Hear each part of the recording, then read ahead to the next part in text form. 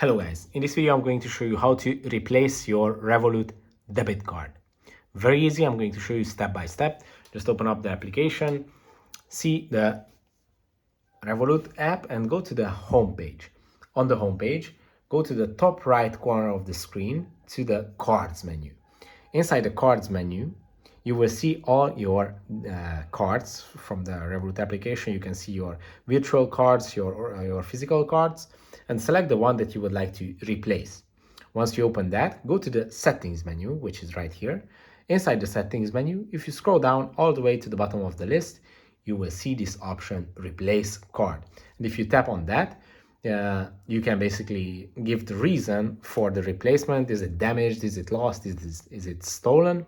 And after that, if you confirm, they will send you a new Revolut physical card.